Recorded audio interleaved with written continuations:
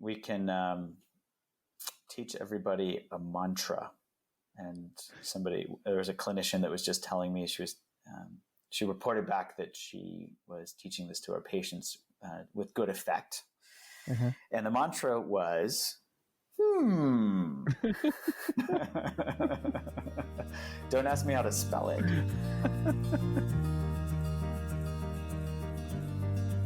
Welcome to the Mindspace podcast. I'm Joe Flanders. Thanks for tuning in. The Mindspace podcast is my personal, in-depth exploration of the science and practice of well-being. I'm sharing this journey with you because I believe we can all lead happier, more meaningful lives by getting the facts and training our minds. Join me as I learn and share the most inspiring insights about human flourishing from leading experts, because we could all use a little more mind space. My guest today is Dr. Judson Brewer. Judd is a psychiatrist, an Associate Professor of Psychiatry at the School of Medicine at Brown University, and the Director of Research and Innovation at Brown's Mindfulness Center. He's become an authority on the application of mindfulness in the treatment of anxiety, addictions, and eating disorders, and his work has been featured in some of the top medical and neuroscience journals, as well as in the popular media. His recent TED Talk is ranked the 4th most popular of 2019. Judd's research and clinical work are highly innovative, in part because of his insightful integration of traditional Buddhist psychology with modern neuroscience and psychology. In recent years, he's focused on making his work accessible to the general public and has produced online programs for helping people reduce anxiety, overeating, and smoking. He's also the author of The Craving Mind, From Cigarettes to Smartphones to Love, Why We Get Hooked and How We Can Break Bad Habits, one of my all-time favorite books on mindfulness. Our conversation covered Judd's theory that anxiety is actually just a bad mental habit, the reward-based learning model that explains the development of all habits and addictions, the role of the brain's default mode network in anxiety, why episodes of mental illnesses like anxiety tend to recur, and how mindfulness can help us unwind anxiety. If you'd like to learn how to practice mindfulness to help you with your anxiety or any other unhelpful habit, please reach out to Mindspace at mindspacewellbeing.com or on social media. And if you'd like to be up to date on the latest news on the Mindspace podcast, please sign up for our newsletter at mindspacewellbeing.com/newsletter. And without any further delay, here is my conversation with Judson Brewer.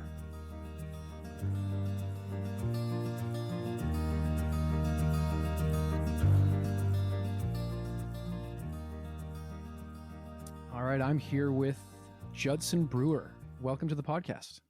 Thanks for having me. Now, I'm going to ask you a really quick question. You introduce yourself to me as Judd. I've heard you referred to as Dr. Judd, Dr. Brewer. How do we go with your name from here? Judd works well. Okay. All right. So again, thanks for coming. And this is really exciting for me. I'm a big fan of your work and have been accumulating questions over the years as I read your stuff and watch your TED Talks and this kind of thing. So I want to start with, a little brief bio. What exactly are you up to these days, and how did you arrive in that professional context? I am the Director of Research and Innovation at the Mindfulness Center at Brown University. I also founded a company that started out of Yale called Mind Sciences. So that's my day and my night job right now. And I arrived there in it was a long and winding road. Started meditating my first day of medical school and kind of got the bug and haven't stopped since. Shifted my entire research and even some of my clinical career from studying molecular biology to learning about how our minds work and helping people change behavior based on that. And it all started with the fundamental question of how the heck does my mind work? I had no idea. And I have a little bit more of an idea. I do think one of the things that's very remarkable about your background and the kind of thing I love to explore on the podcast is just that you've done a deep dive in both a sort of traditional Buddhist perspective, like through the insight meditation approach and through your neuroscience. That must be a very cool set of perspectives to bring to the table. Do you find that you're leveraging both of those points of view, or is it when you're in the lab, you're a scientist, and when you're on retreat, you're a meditator? Yeah, I have to say I was very fortunate to have not thought about doing any research on mindfulness for about a decade, because it helped me just focus on the experiential components, like what's going on, instead of thinking, oh, what's my mind doing now? What's my mind doing now? Okay, how about this? So that piece was really instrumental in helping me develop a foundation of experience before even thinking about doing research. And as I trained to become an addiction psychiatrist, I was noticing that my patients were actually speaking a lot of the same language that the Buddhist psychologists were speaking. And I didn't think that was a coincidence, and so wanted to understand that more. And at the same time was realizing that there were really significant limitations to the treatments that we had for addictions. I was really struggling to help my patients overcome all sorts of things, from heroin to cocaine to alcohol, even to binge eating and anxiety, and really didn't feel like we were nailing it, at least from what I had been traditionally taught. So there was this confluence of conditions where these things came together, and I started really exploring how, could these mindfulness practices actually apply to my clinical setting, and just started researching, did these things work clinically, and what's the underlying neurobiology, and how can we train people to break bad habits, so to speak. Cool. So I want to start with a quick anecdote before we jump into the question here. So I'm a psychologist. I do lots of individual therapy in addition to teaching mindfulness-based programs. And a few months ago, I saw a client, middle-aged man, who had a very stressful life and developed an anxiety disorder. And I did an assessment with him, and he was about to, I think, go off on vacation or something. He wasn't going to be available for about a month. And we agreed that he would take this time off, and then we would get together when he got back to sort of pick up the actual treatment. So he came back about a month later, and he said, it's really nice to see you again, but I don't think I'm going to come back. I found this app called Unwinding Anxiety, and I think I get it now. And that had never happened before. There was an app, and this guy picked it up, and he learned the skills, and he was okay. And I thought, oh my God, I need to figure out what's going on here.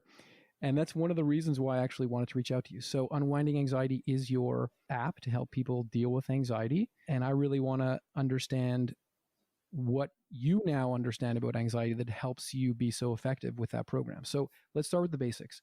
What exactly is anxiety? What do we mean clinically when we use that word? That's a good question. And, we can look at basic dictionary definitions that often have to do with like fear of the future or worry. But clinically, what I see, in my patients is they have this feeling that's just really uncomfortable, unpleasant, hard to localize. There's restlessness, there's agitation, general dis-ease, and they often don't know where it's coming from. So it's different than something like stress, where there's generally a clear precipitant, like, oh, my boss wants something, done by tomorrow, or I have a meeting, I have to give a presentation, or my to-do list is too long. So that's how I think of anxiety, clinically, is just, is that stuff that comes up that, it has disease, it's restless and hard to pinpoint it. I have a lot of patients, you probably do as well, where they wake up in the morning and they're like, oh yeah, I'm just, I wake up and I'm anxious. And then it goes from there. Right. So of course, people become very preoccupied with like, well, what do I have? Am I worrying? Am I having panic attacks? Is it social anxiety or GAD or some form of OCD? And if I'm understanding the way you're talking about it, these are clusters of symptoms that reflect the kind of expression of the sort of underlying disease that you just described. Is that a fair statement? Generally, I would say I was describing generalized anxiety. I think Okay. things like panic disorder have related things, but often, it's interesting when you look at the definition of panic disorder, it's not actually about the panic attacks themselves. It's when we have enough that we start worrying about having those in the future, and that changes how we live our lives, where we start avoiding things or, trying to do things to not have a panic attack. So I think there are different flavors, like you're talking about, but they all share this common element of, this dis-ease, whether it's OCD, where somebody feels the dis-ease when they haven't acted out a compulsion, or they're stuck in an obsession and they can't get out of it. Panic disorders I just talked about, and then the generalized anxiety, where it's just pervasive, and they're, it's not associated with places or faces or panic attacks. Right. Can you, I know this is probably a big question, but maybe by way of summary, can you tell us what we know about what's happening in the brain and the body, or let's just say the nervous system, when people experience that disease? Sorry. That is a big question. Yeah. Oh, maybe I could rephrase this. Whereas let's talk about there's some pragmatic elements there around anxiety. Because often, somebody has anxiety, they just want to know what it is. And then because the undertone there is, oh, and if I know what it is, then I can fix it. Right. Right. Which actually sets them into a spiral of worry and trying to fix and buying tons of books and listening to podcasts and whatnot. So here, it's an interesting story because I hadn't actually, from a clinical standpoint, anxiety is kind of bread and butter for psychiatry in terms of it's one of the most common conditions that we see, some flavor of anxiety. But as an addiction psychiatrist, I really was focused on habit change and habit formation. And so started work with alcohol and cocaine use disorder and then smoking. And it was actually through that discovery process that I learned something really interesting and pragmatic around anxiety. So I'm going to get to your question, but I'm going to give a little bit of background here. So, for example, we were trying to understand what the mechanisms were that drove smoking and how they were perpetuated and how mindfulness could actually affect it. And it turns out that there's this basic learning process called reinforcement learning or reward-based learning, operant conditioning, a bunch of names for it, that drive behavior, whether it's smoking or overeating and whatnot. And basically, let's use smoking as an example. Somebody sees a cue, like they see somebody else smoke, and then they smoke a cigarette, and then they get that nicotine rush, the dopamine hit to their brain that says, do that again. So it gets reinforced. And they can also, so that's positive reinforcement. They also can get negatively reinforced. Like if they're stressed out, that's the trigger, and they smoke a cigarette, that's the behavior. And then the reward is that they feel less stressed out because they've just gotten this dopamine hit.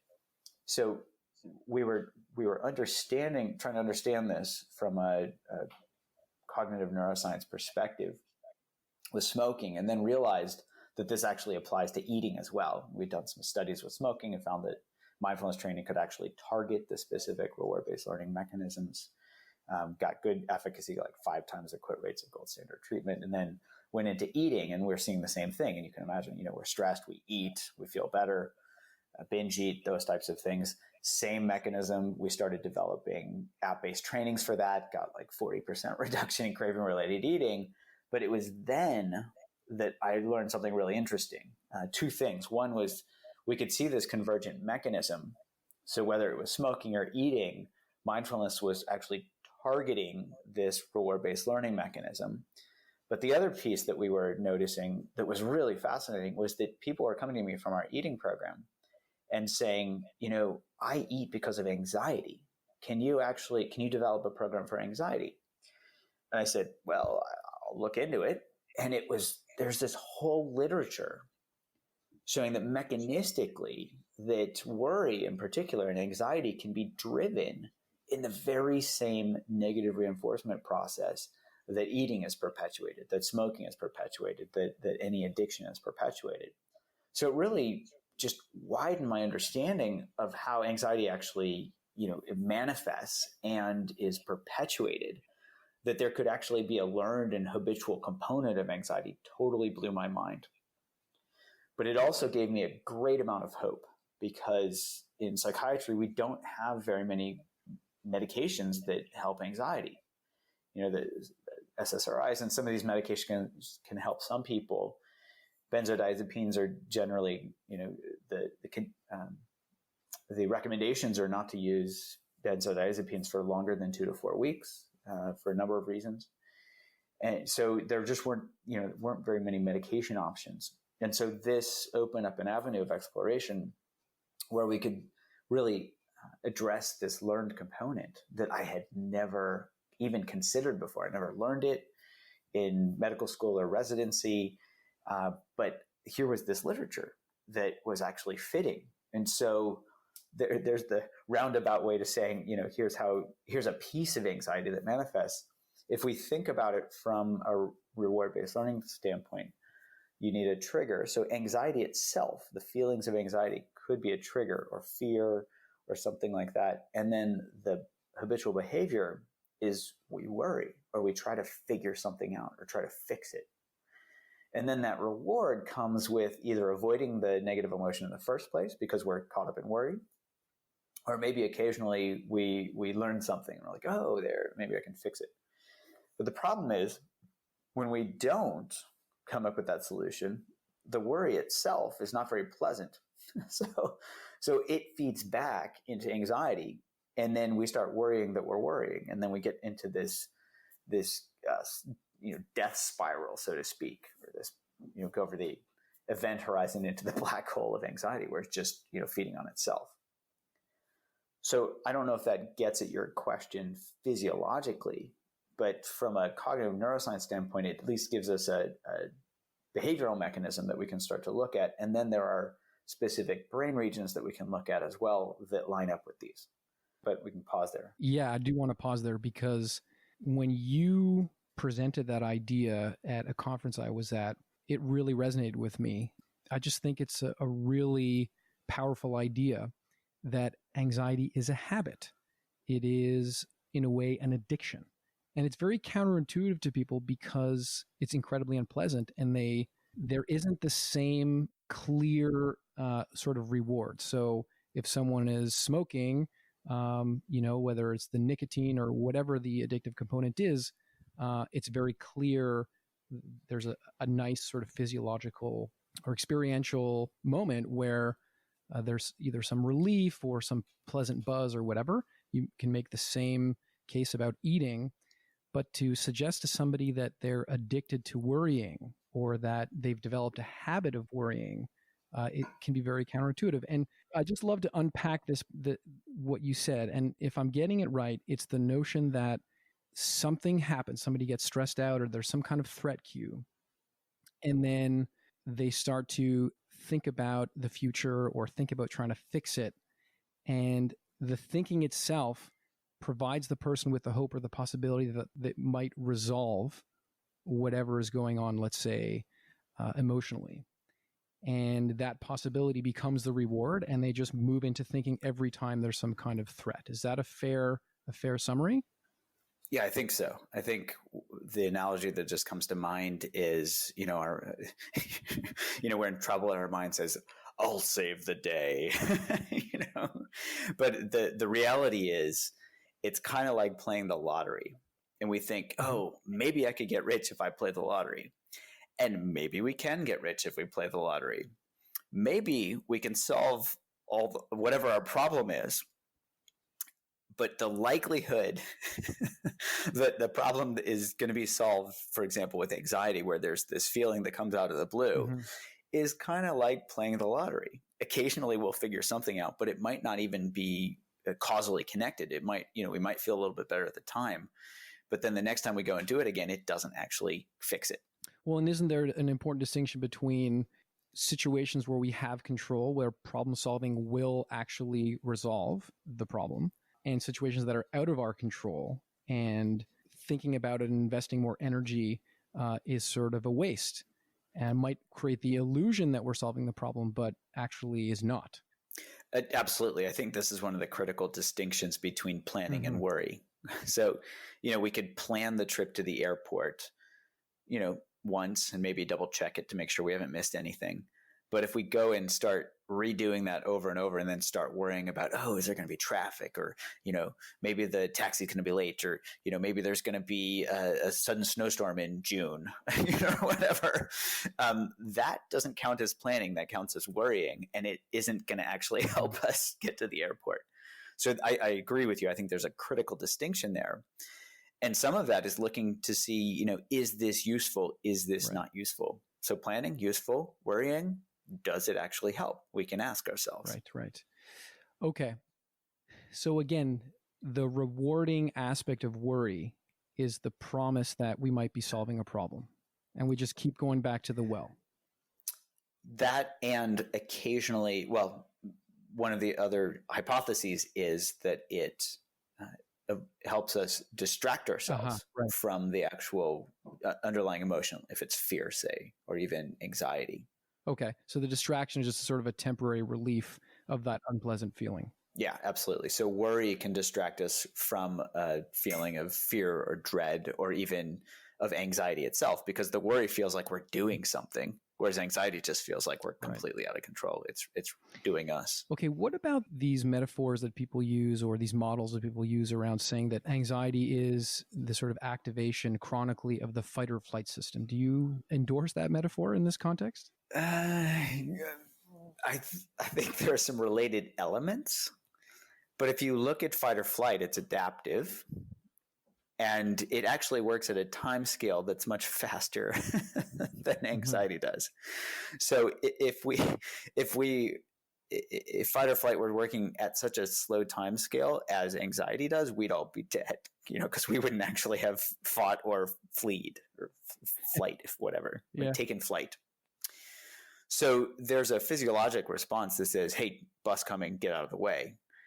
And we get out of the way, and then we have this wave of fear, panic that comes afterwards, where emotionally we say, oh crap, I almost died. They're very different and very dissociable. So the same physiology, we can feel similar physiology, which may be why people are talking about this chronic fight or flight piece. But my sense is that the fight or flight does something in an adaptive way, whereas we're bringing on other brain machinery. The HPA axis? Well, the HPA axis is part of this, but that actually, that brings in this, the whole cortisol and all of the adrenergic response and all of this. But if we look from a brain perspective, there's this network of brain regions called the default mode network that has to do with self-referential processing. And that seems to be at play when we get caught up in perseveration or rumination. So when we get caught up in that element of, oh no, this could have happened to me, because the default mode network is involved in self-reference, which is very different than just the physiology of the being saying, hey, clamp down on your blood vessels. You might, in case you get attacked and your blood vessel gets ripped open, there will be less bleeding. That's not this is about me phenomenon. That's let's just get stuff done piece. So I see them as somewhat, they're of course related, and they can affect each other. The feeling of the adrenergic response can lead somebody into anxiety.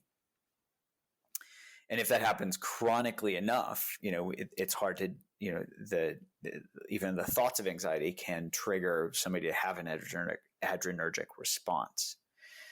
But if we look at them from a purely physiologic standpoint, you can have fight or flight and not be anxious at all. Right. Okay. So you've got this model for understanding anxiety as it is driven by reward-based learning. And you bring mindfulness into the mix here to help people, as you say, unwind it. So how does that work exactly? So it goes back to these elements that we've been talking about. The first piece is really helping people understand how their mind works, because if they can understand that, then they can work with their minds. And in that sense, they can start by really just understanding how the process gets perpetuated. So if they have a feeling of anxiety, they can start to map out how it triggers a worry response and how they get caught up in worry thinking. And then what the result of that is, which tends to not be, like, oh, this is great, I want to do it some more.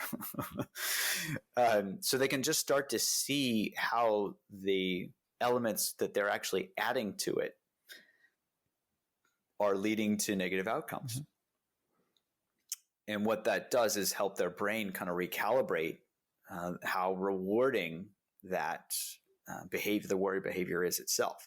Because that's what drives future behavior. Reward-based learning is based on reward, not on the behavior itself. So if it were just based on behavior, we'd say, oh, worry, stop worrying, which I'm sure many of our parents have, or spouses or whatever have told us to do. Hey, you worry too much, stop worrying. Oh, thank you. It doesn't work that way.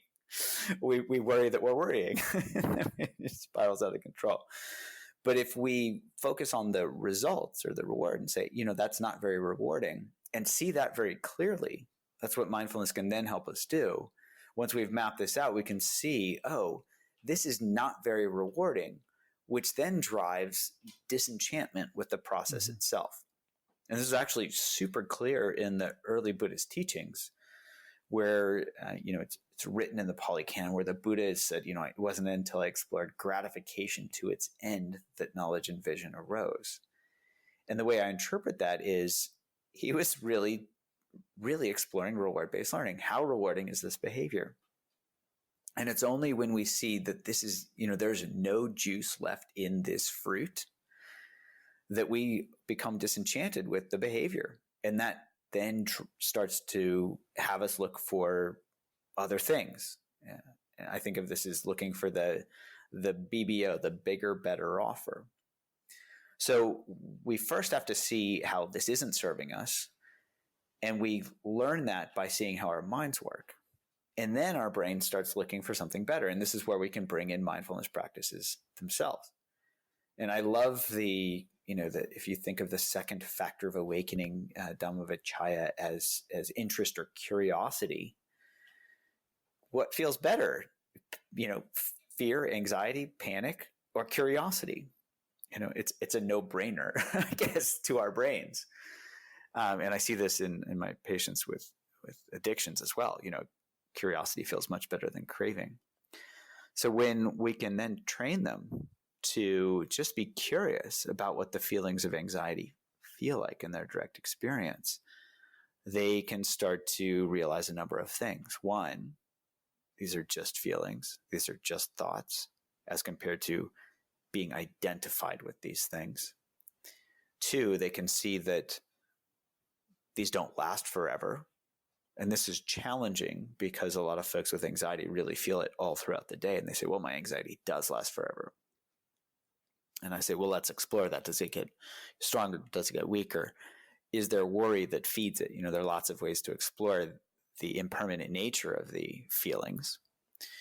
And also ways to explore how we resist the feelings of anxiety itself, how we can change our relationship to it and just hold that the feelings, these physical feelings, these emotional the emotions, the physical sensations, we can hold those in our awareness. We can hold them with kindness and curiosity.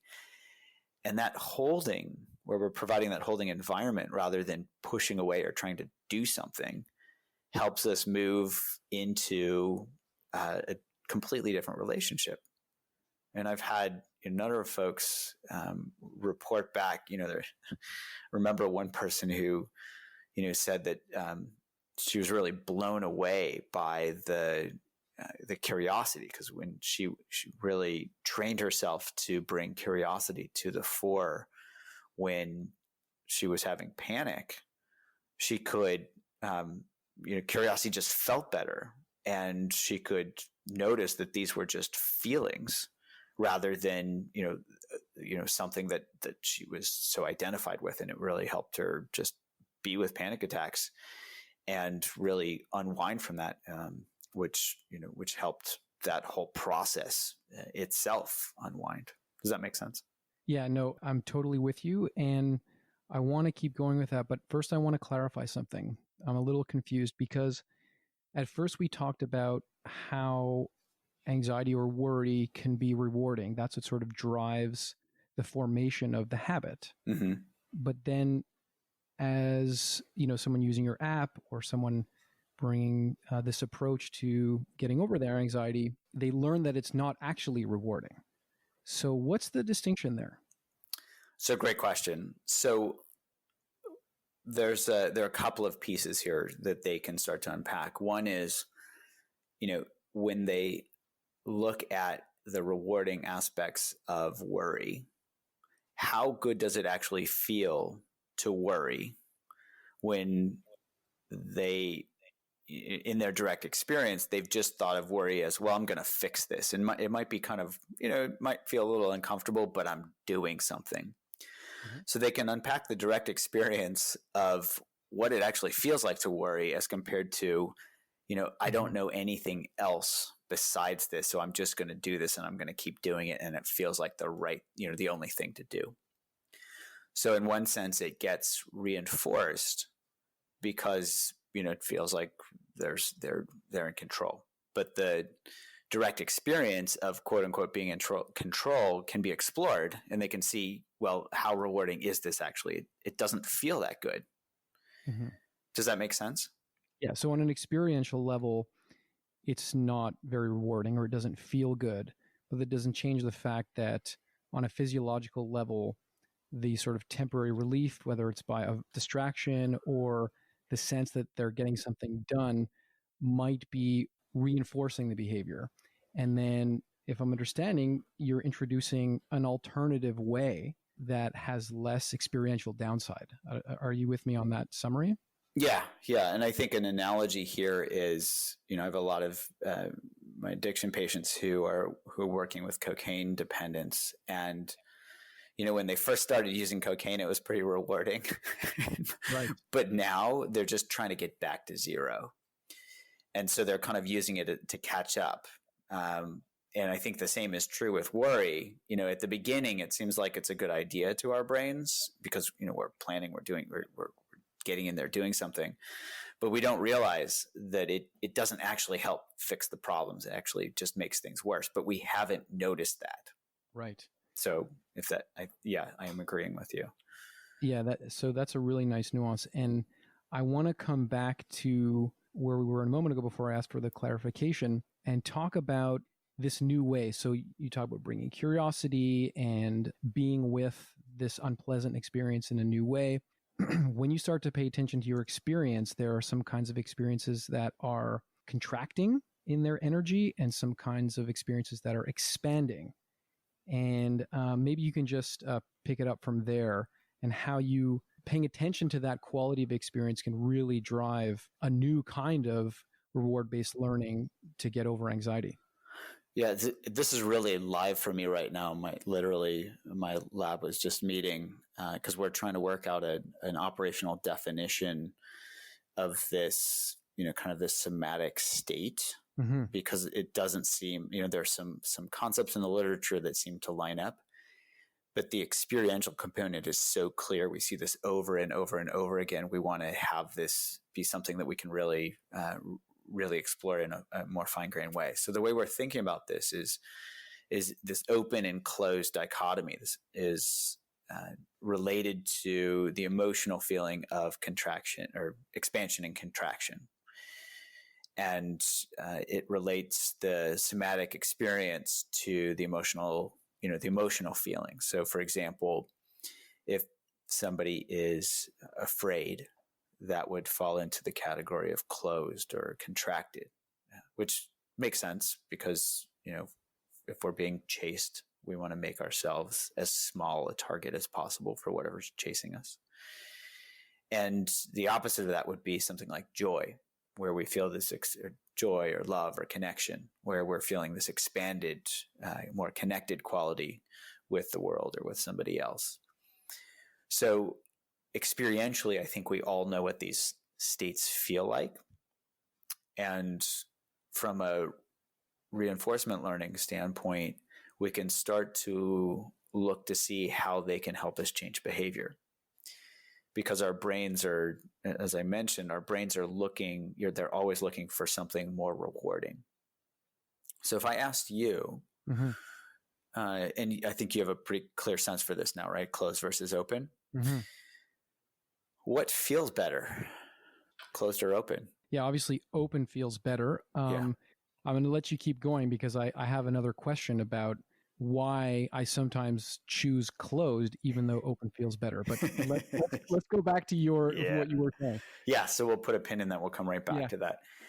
So from a reward-based learning standpoint, we can actually start to look to see experientially, are people moving from closed to open, and does that correlate with improved outcomes? Mm-hmm. And the theory would be that just simply bringing awareness in to how painful closed feels compared to how less painful open feels, just helping them see those states clearly and helping them see the cause and effect relationship between behavior and result, they would naturally move from closed to open. Mm-hmm. So let's use a concrete example to kind of cement this. If somebody is being mean to somebody else and they pay attention and notice that person is suffering, they might feel closed because hopefully they feel a little bad about what they just did. Mm-hmm. And then they can compare that to when they were kind to that person and notice that feels better. We'd rather have, I'd rather live my life with people being kind, and certainly would rather be kind to people than being mean. And so we can see that there's a natural propensity to move in that direction with awareness when we see how painful being a jerk is compared to being nice. Right. So I do want to jump in with an example about anxiety, mm-hmm. in the sense that, as you indicated earlier, when someone is worrying, it tends to be a closed or a constricted sense. And it's like not open to new ideas, not open to different ways of dealing with what's going on.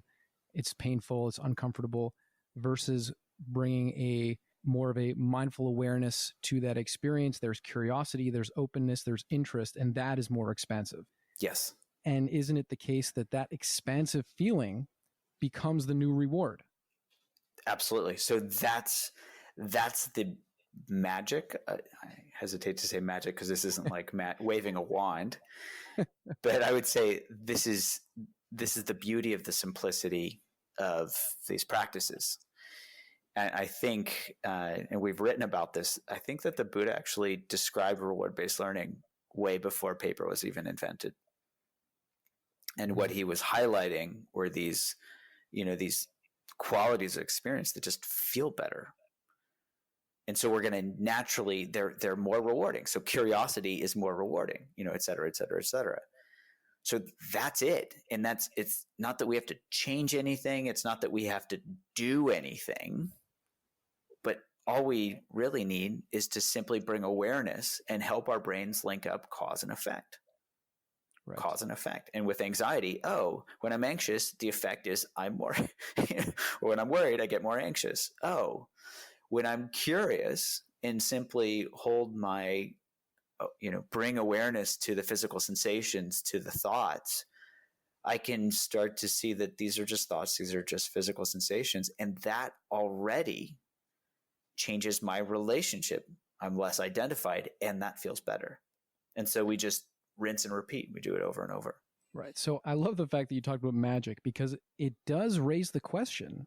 And believe me, I've been through this loop many, many times myself. If it was in a way sort of that magical, where you just link up cause and effect, and the expansive quality of mindfulness and curiosity and openness is so much better and so much more rewarding, why does it take so long to get back to a point where anxiety is no longer, overwhelming for people? And why do people slide back into anxious episodes? Shouldn't it just stick? Yeah, it's a great question. So I think there are a couple of elements that may be at play here. Mm-hmm. One is that we don't see the cause and effect super clearly at the beginning. So it's hard for people to link this up sometimes, right at the beginning, where they, they're like, well, was that really it, or was it something else? And so there's a lot of noise in the system, and it's hard to get a clear sense for, oh, was that it, or was something else it? And so they have to repeat that over and over and over. And in science, when we repeat an experiment, it separates out the signal from the noise. And so we get a bigger signal to noise ratio, and we can say, oh, that's significant. That's real. Sometimes in our own experience, we can have, huge experiences where we say, wow, that was clearly linked to this. I don't need to repeat that 1,000 times. But with anxiety, when there's been so much reinforcement of the system, it's hard to really get a clear sense of, oh, was that an anomaly or was that real? And so we have to repeat it over and over. So that's one piece. The second piece is the amount of time that we've repeated the behavior and become so identified with it. It's like we've dug this deep ditch or this deep groove, and we climb out, and it's just so easy to just fall right back into it, just habitually, because that's how our brains work, is that they learn something and they say, okay, I got this. I'm going to free up your, brain space. I'm going to free up this memories and learning process so I can learn other things. And so they just go along habitually being anxious, for example, or worrying. So it's really hard to, so to speak, convince our brains to really pay attention, because they say, dude, why would I change this? I've been doing this for 30 years. Why change now? So I think there are several of those at play that make it challenging for folks to change behavior.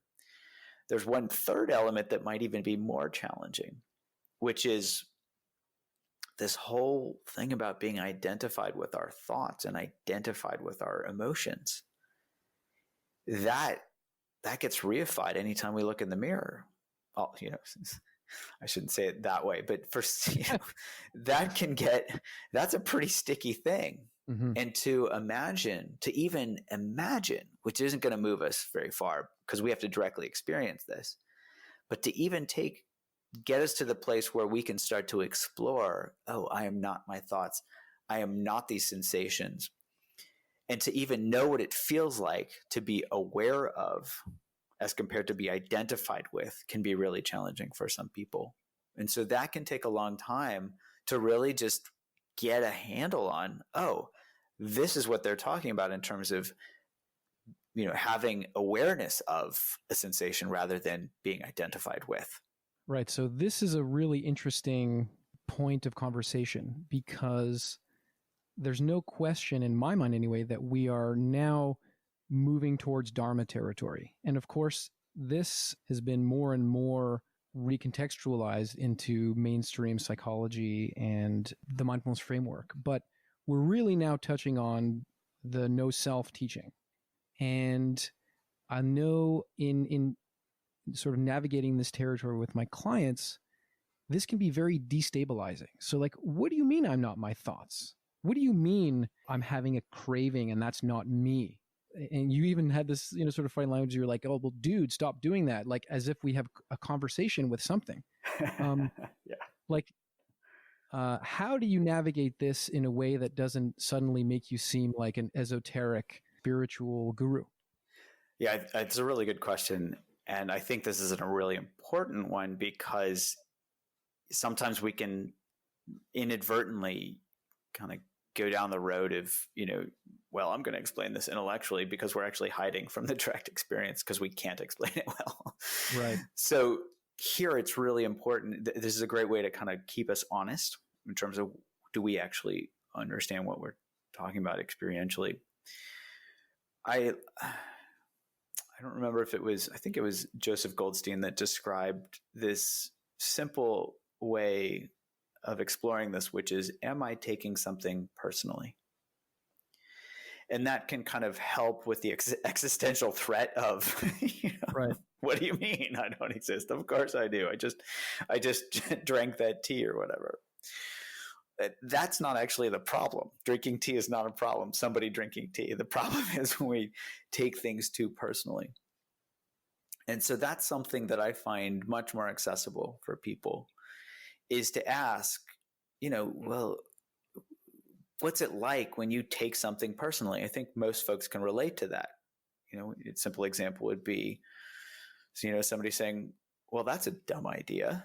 And we're like, what? I thought it was a great idea. Oh, I was attached to that view. So I took that suggestion personally. And there's a contraction around that. There's a closed downness. There's a protection. And we can look inward and just say, oh, that's what that feels like, to be contracted. So on a very pragmatic and experiential level, we all know what it's like to take something personally. And in the same way, we can start to explore our experience of anxiety, for example, and see, are we taking that personally? So if, for example, when I I've had panic attacks before in residency training. I don't know what it says about our medical training, but anyway, that's where I tended to get panic attacks. And, it was like, wow, do I worry about, I'm having a panic attack, versus do I just bring awareness in and notice the physical sensations and notice, that it feels like, literally, it felt like I was going to die. My breath, breathing was really short. My heart was racing. And I literally, just like the textbooks, got this tunnel vision. At the time, I'd been practicing about 10 years. So I was really fortunate. I was doing a bunch of noting practice at the time. So I would just note I was like, oh, heart racing. Oh, can't breathe. Oh, tunnel vision. And there was this curious awareness that could observe all the sensations that would happen. And then I was training to be a psychiatrist. So after the panic attack went away, my brain I'd often wake up from sleep with these. So my brain would say, oh, check. Oh, you just had a panic attack. And then I would go back to sleep, because it wasn't like, oh no, I just had a panic attack. It was, oh. So that, oh no, is taking something personally. The oh is a curious awareness, and that helps keep it clean. Like, oh, here was something that happened. Go back to sleep. It's over. Go back to sleep. And I could. Yeah, okay. So I'm with you on this, that sort of curious awareness. It really takes the sting, not taking things personally really takes the sting out of these things. But if you are not your heart racing, if you are not your mind racing about your imminent death, if you are not the shakes because of withdrawal or some craving or something, then what are you? Do you want to go there? yeah, I kind of do. I'm just curious to know how you would address that, in concrete language. Like, okay. Many clients end up with this sort of discomfort, as did I at certain points. Yeah.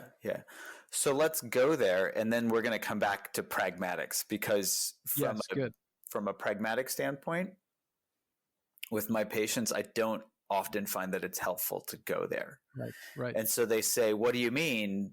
This isn't me. And I stay at the level of, taking things personally, and that generally, people are generally satisfied with that. If they want to go deeper, we can go a little deeper. And so let's do that now. But then we'll bring it back to the pragmatics, because I tend to,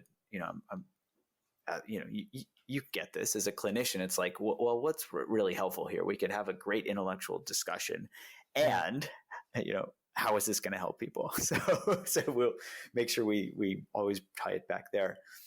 So going there, if you think of reward-based learning, it's interesting. We wrote a paper about this a couple of years ago, where I worked with a Pali scholar, Jake Davis, and explored dependent origination, these 12 links of dependent origination, and found this pattern that was just absolutely so lock in step with reward-based learning. And I said, this cannot be a coincidence. And so we explored this, and it really looks like, as I mentioned, that the Buddha discovered this before paper was invented, that dependent origination was really describing operant conditioning or reward-based learning.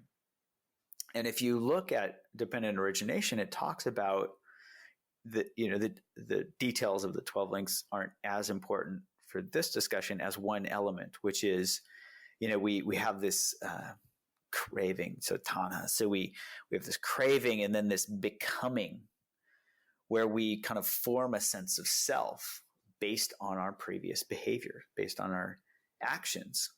And that becomes reified every time we do that. So, for example, if I, let's use anxiety because we're going with that one.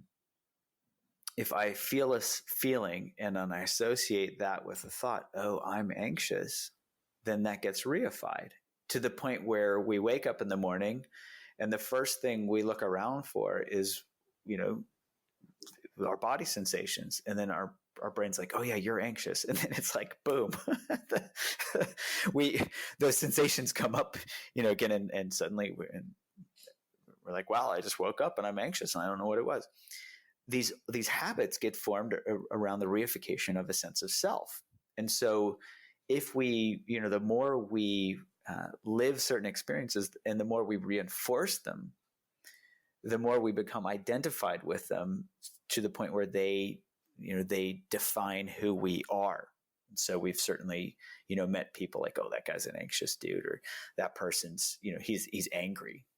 He's angry all the time. Well, the more we do that, the more we become identified with those things. So bringing this back to the sense of self, we can think of the sense of self just being reified through habits. And let's see if I get this right. There's a quote from Alan Watts. I'm sure you know who Alan Watts is, this philosopher, brilliant guy. And he said, the ego, the self which he has believed himself to be, is nothing but a pattern of habits. And so if somebody says, what do you mean no self? We can look at well, who do we think we are? And, if I ask myself, who am I? Well, I look in the mirror and it's like, I'm a man and I'm a scientist. Well, that idea of scientist or that idea of psychiatrist is, it's like I reify that every time I say, yep, that's me. And so we can start to unpack that and say, well, in this moment, what is that? Well, it's just kind of the updating of memory from the previous moment. And then that feeds into the future. So we get the sense of self that seems like it's continuous over time, that is just kind of an update. It's like oh yeah, that's who I am. That's who I am. Like an updating or remembering based on our previous experience. And so if we take that premise, we can actually say, okay, if that's true, what happens if I forget about the past? What happens if I let go of the future? Well, there's just being.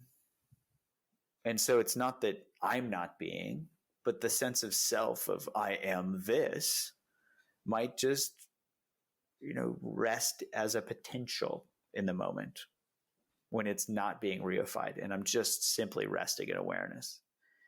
And I think this is where these concepts of flow come in. Mihai Csikszentmihalyi described this aspect of flow using terms like selfless, timeless, effortless. So if you bring it back to the contraction piece, that contraction that says, oh yeah, I'm a psychiatrist, you say that I'm a bad psychiatrist, there's me being identified with that idea.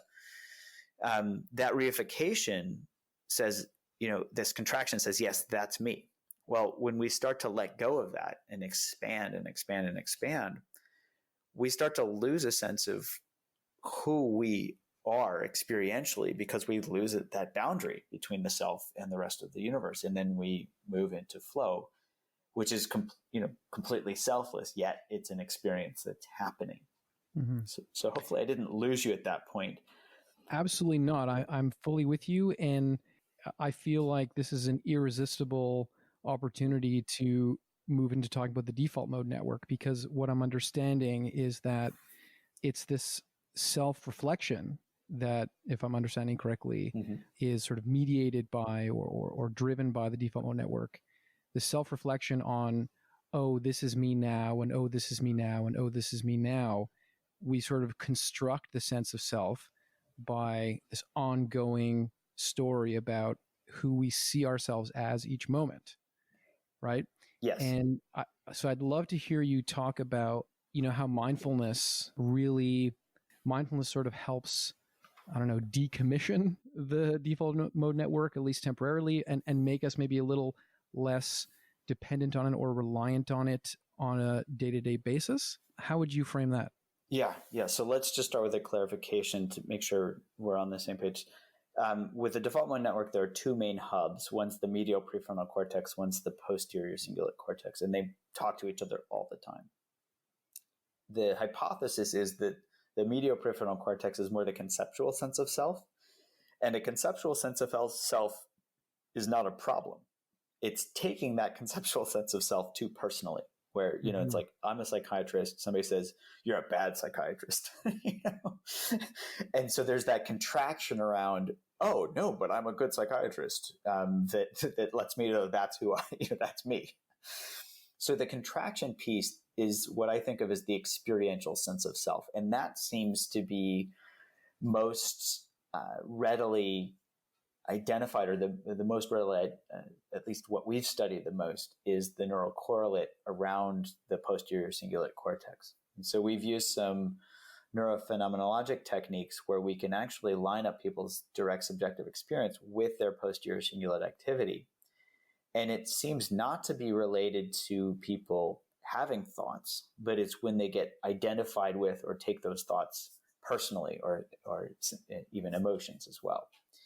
So the posterior cingulate seems to be this marker of the experiential sense of self. And it's oversimplified. I'm sure there are other brain regions and networks involved, but that's just the one that we've zoomed in on as a marker. And so every time somebody, does something that threatens our existence, that contraction says, there you are, and it gets reified. So I'm just lining up what you just said with where we're going to go next. Mm-hmm. So where mindfulness comes in is it helps with two things. So if we bring in the reinforcement learning process, we can say, well, how does it feel when you take something personally? Oh, I love getting contracted. I love fuming and plotting revenge and thinking how I'm going to get that guy the next time. No, it doesn't work that way. It's painful. It's a painful process. So we can bring awareness in and say, how's that going for you? Taking things personally, not in a, I told you so way, but in a curious way. Oh, wow. Not so good, is it? It looks like you're pretty anxious. So we can start to see the lack of reward in that, which then helps us bring awareness to the next piece, which is that awareness itself can feel better than being identified with ourselves. So that kind, curious awareness itself feels better. And so when we're caught up in anxiety, we just bring in that awareness and get curious. Oh, what's anxiety feel like? So for example, in our Unwinding Anxiety program, on day one, we kind of walk people into the ability and the idea that they have this inherent capability of being curious by saying, okay, you're anxious, let's go there. Where does it, so check in your body to see where you feel anxiety most strongly. And now tell me, is it stronger on the right side or the left side? And they have to go, is it on the right side, more on the right side or the left side? Now, what does do? It opens us to curiosity. Oh, I don't know. And the answer is, it doesn't matter what side it's on, but what matters is they just touched into their inherent capacity to be curious right on day one. And then they can just go from there. So even that, we can bring this kind, curious awareness even to the worst of anything and start to just, crack that nut a little bit with this inherent capacity that we have. And it feels better. It's not like anxiety vanishes, but it helps us see, oh, I can actually be with this, which is better than running away from it. I can actually expand a little bit with this injection of curiosity rather than contracting down and down and down, thinking, oh, this anxiety is never going to end. Oh, this is terrible. This is awful. Yeah, that's really good. I know that we're sort of coming up on an hour here. We got to wrap this up. If it's okay with you, maybe one last question. Sure. We understand more and more that a lot of these disorders, addictions, anxiety, mood disorders, eating disorders, in many cases, these are not one-off experiences. These are, some people say, like sort of chronic illnesses with recurring episodes. So how do you think about this process of like always having to rediscover this new way of relating to difficult experience, having to reconnect the causal chain or sort of rediscover the causal chain? And, maybe what advice you would have on a pragmatic level for people who have been dealing with this on a more chronic basis? So this is a great question, and I'm going to give maybe a little bit of a controversial answer, but I'm happy to do this because I think we've seen this enough and it fits with the theories that I'm happy to go out on a limb, and also happy not to be attached to it if it's wrong. So where these might be chronic is that we're not actually getting at the heart of the problem, the root of the problem. What would be, so let's use an analogy. So for example, when you were a kid and your parents, convinced, I don't know if you were a kid and your parents convinced you that Santa Claus was real. But, we can all think back to that time where, it's like the Tooth Fairy or Santa Claus or whatever is real. And, we're growing up and we're thinking, is that guy really real? I don't know. Well, and then eventually we go to the mall, and it's Christmas and, we're getting on Santa Claus's lap and we reach for the beard and you can see the fear in our parents' eyes because it's like, no, because as soon as we pull down on that beard, it's game over. Mm-hmm. You can't pretend that you didn't see that. So is the Santa Claus problem chronic? No, it's when we see clearly, we can't go back. And that's what we see over and over and over with mindfulness. We see this in our eating program. We see this in our anxiety program, is that over time, as people see this more and more clearly, they can't unsee it. So I think people fall back to habitual behaviors when they forget. But as they deepen their wisdom through seeing things more and more clearly, they slip less. Mm-hmm. They don't fall back because you can't fall back unless you've completely forgotten something. And some of these things, the Santa Claus thing, you just can't undo that. Mm-hmm.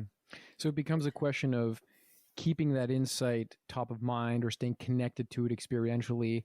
And as soon as that sort of flips and you have that clarity, that personalization of these thoughts and feelings and stuff kind of just dissipates very quickly and you're back to ordinary experience that has sometimes some joy and sometimes some pain, but you're just living it through.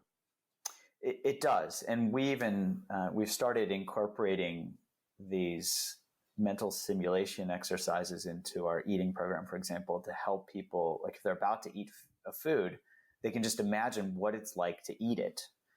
And the idea is to help bring up their memory of what was it like to eat it last time, because mental simulations are based on previous experience. And if they get a stronger craving, that suggests that they're not that disenchanted. And it can really help them say, okay, let me pay attention as I do this. And then as they eat it, and they're like, wow, that was not that good. That memory gets stronger and stronger and stronger. So this type of thing can help us simulate, how disenchanted are we? We even see this in the suttas where the Buddha is teaching his son Rahula. He says, reflect on what you're about to do. And if you can't reflect on it before you do it while you're doing it. And if you can't do that, reflect on it afterwards. That's all related to reward-based learning and helping us really see the rewards or lack thereof of our behavior. And if we can't remember, well, the good news is we can just do it again. And if we pay attention when we're doing it, our brain's like, oh yeah, I forgot, that was not that good. Mm-hmm. So whether it's a matter of having a Santa Claus moment where we have a really strong experience or just slowly chipping away at it over time, we're all gonna progress at our own rate. But as long as we're bringing awareness and an attitude of curiosity each moment, there's no such thing as falling back. Because if you've learned something, how can does that count as falling back? No, you've learned something, you've moved forward. So it actually kind of redefines, is there such a, or calls into question, calls into question 2 steps forward, 1 step backwards. I would say there are no steps backward if we're paying attention and we're willing to learn from everything that we do. And then it's just a matter of time, rinse and repeat. Mm-hmm. Well, thank you for that. I think that was really well said. I guess we'll have to wait for some data on that hypothesis. It certainly sounds plausible. Well, yes. And we just finished a study with anxious physicians with our Unwinding Anxiety program. We got a 57% reduction in clinically validated anxiety scores. Wow. With them. I was pleased to see that. Yeah. And we've gotten pretty good results with our eating program, 40% reduction in craving related eating.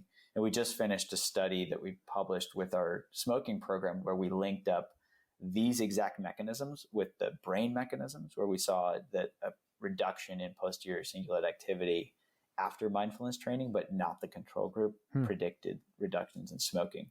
So we're seeing pretty good results with our app-based trainings. And I think, this is also where clinicians can be working with this stuff with their patients and exploring, helping them understand how their minds work as a place to start, and then bringing awareness with these, into their daily lives using these very, very simple principles. Not that it's easy, but really understanding these simple principles can help, quite a bit, I think, in the clinic. Right. Maybe you can just tell people where they can get their hands on these 3 apps. First of all, what they're called, where to get them, and then also where they might find ways to keep up to date with what you're up to these days. Oh, sure. So I have a completely self-referential website called drjud.com, drjud.com, which is a resource website, which has a bunch of, animations, talks, our papers, and all this stuff. All of that's, people can access that just to learn things about like what we talked about on this podcast. We also just put together a free web-based training series for healthcare providers where they can learn.